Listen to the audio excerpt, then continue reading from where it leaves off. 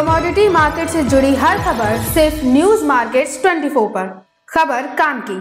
नमस्कार दोस्तों, welcome back to our channel news markets 24, जिसमें आज की सबसे बड़ी खबर आ रही है कृषि बाजार से। उत्तर प्रदेश में सरकारी केंद्रों पर किसान गेहूं नहीं बेच रहे हैं, इसकी क्या वजह है? और साथ ही एक और सवाल ये उठ रहा है कि क्या सरकार खरीद लक्ष्य को हासिल कर पाएगी या नहीं। तो इस खबर के बारे में आगे विस्तार से जानेंगे, मगर उससे पहले अगर आप चैनल पर नए हैं तो चैनल को सब्सक्राइब जरूर कीजिए और साथ ही बेल नोटिफिकेशन को प्रेस करना बिल्कुल भी ना भूलिए। उत्तर प्रदेश में 1 अप्रैल से न्यूनतम समर्थन मूल्य यानी एमएसपी पर गेहूं की सरकारी खरीद हो रही है। हालांकि 2 सप्ताह बाद भी मंडियों में उपज की आवक कम है। किसान सरकारी खरीद केंद्रों पर बिक्री करने के लिए गेहूं लेकर नहीं आ रहे हैं। ऐसे में सवाल ये उठ रहा है कि क्या राज्य सरकार अपने खरीद लक्ष्य को पूरा कर पाएगी या नहीं। उत्तर प्रदेश के योगी आदित्यनाथ सरकार ने रबी मार्केटिंग सीजन यानी आरएमएस 2022 से 2023 के लिए 60 लाख मीट्रिक टन गेहूं की खरीद का लक्ष्य रखा है। राज्य में 15 जून तक गेहूं की खरीद होगी। रूस यूक्रेन युद्ध की वजह से बदली हुई परिस्थितियों में भारत से गेहूं निर्यात की संभावनाएं बढ़ गई हैं।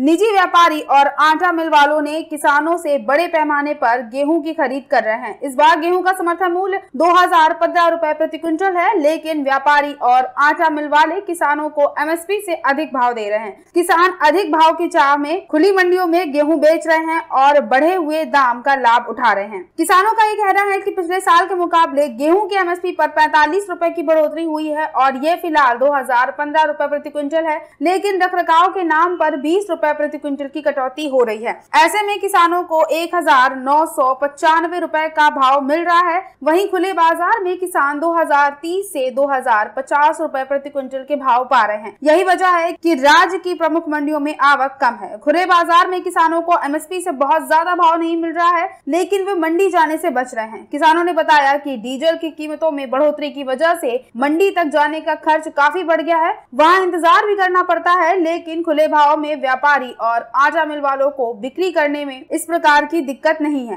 रखरखाव के नाम पर कटौती भी नहीं हो रही है और इन्हीं सब बातों को ध्यान में रखते हुए किसान खरीद केंद्रों की बजाय खुले बाजार में अपनी उपज को बेचना पसंद कर रहे हैं। खरीद कार्यों से जुड़े अधिकारी मंडियों में कम आवक की अलग वजह बताते हैं। बाराबंकी के एरिया में मार्केटिंग ऑफिसर अनूप कुमार वर्मा ने बातचीत के दौरान बताया कि अभी फसल की कटाई पूरी नहीं हुई है, कई जगह अभी शुरुआती चरणों में है। आने वाले सप्ताह में हम ऐसी उम्मीद लगा रहे हैं कि मंडियों में आवक बढ़ेगी। उन्होंने कहा है कि सरकार ने एमएसपी पर बढ़ोतरी की है और सरकारी केंद्रों पर खरीद कार्य में पूरी पारदर्शिता बरती जा रही है। खरीद के बाद किसानों के बैंक अकाउंट में पैसे भेजे जा रहे हैं, इससे किसानों को भी लाभ मिल रहा है। अधिकारी भले ही एमएसपी पे बढ़ोतरी की बात को किसानों के लिए फायदेमंद बता रहे हैं, लेकिन किसान इससे नाकाफी करार कर रहे हैं। किसानों का ऐसा कहना है कि एमएसपी बाजार के मूल्य से कम है। सरकार को बढ़ी हुई लागत के बारे में भी सोचना चाहिए। डीजल की कीमतों में